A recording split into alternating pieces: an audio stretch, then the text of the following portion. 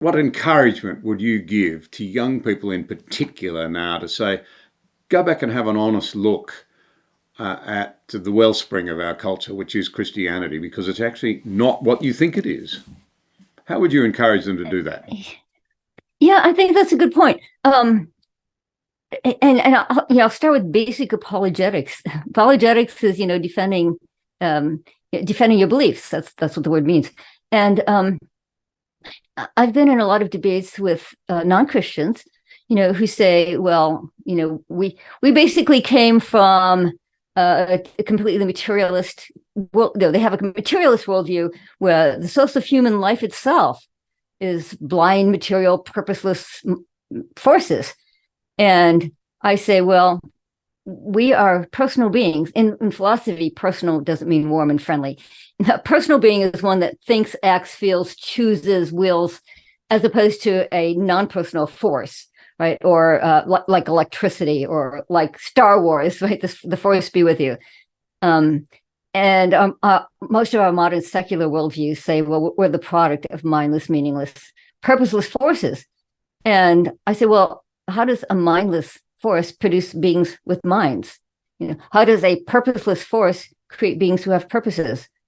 How does a force that can't choose, that's not a will, creates people who can choose? It's not logical. And so I think that with a lot of people, we have to kind of go back to the first step. And why is Christianity even true? Well, the reason is it answers the questions better than any other worldview. It can explain why we exist.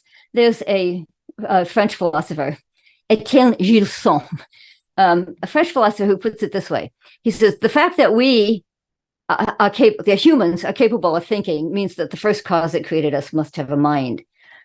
The reason that the fact that we are capable of choosing means the first cause that created us must have a will. Or to summarize it, because we are the human being is a someone and not a something, the first cause that created us must be a someone. And so that means that Christianity affirms and supports the things that are the most important to us as people. Because, right, if you are a consistent materialist, and I quote these consistent materialists all the time, so they're out there. Many of our leading scientists. Okay, I'll give you an example. There's a brand new book by a Stanford biologist, and it's called Determined. And the subtitle is something like, why we have no free will. So he believes we're created by mindless, purposeless forces, and therefore we are basically complex biochemical machines, and that there is no such thing as free will. Well, why would anyone be attracted to such a worldview? It's very demeaning. It's very dehumanizing. Christianity actually gives a much higher view of the human person because it affirms those things that give us meaning to life. The love and communication and relationship and purpose and meaning. Christianity affirms all of these, whereas the typical secular view does not. And that current book I mentioned, by the way, is just one. There's a book by a Harvard psychologist called The Illusion of Conscious Will, arguing again that there's no such thing as free will. We're basically complex machines. Steven Pinker at Harvard has written best-selling books arguing that the best known is How the Mind Works. And he argues that we're just complex data processing machines. And you ask these guys, well, how do you live that way? How can you live on a worldview that doesn't affirm who we really are?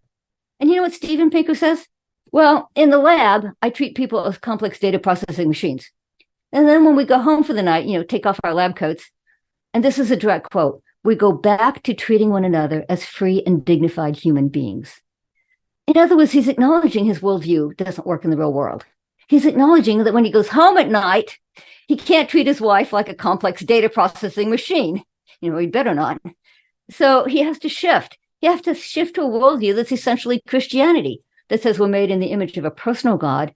And the personal dimension to us is what's most important. And, Christianity then has an answer, has an explanation of why we are who we are, that the secular worldviews don't. And what is the purpose of a worldview anyway? It's to explain the world. And Christianity does a much better job of explaining the world, especially the human world, than any other worldview.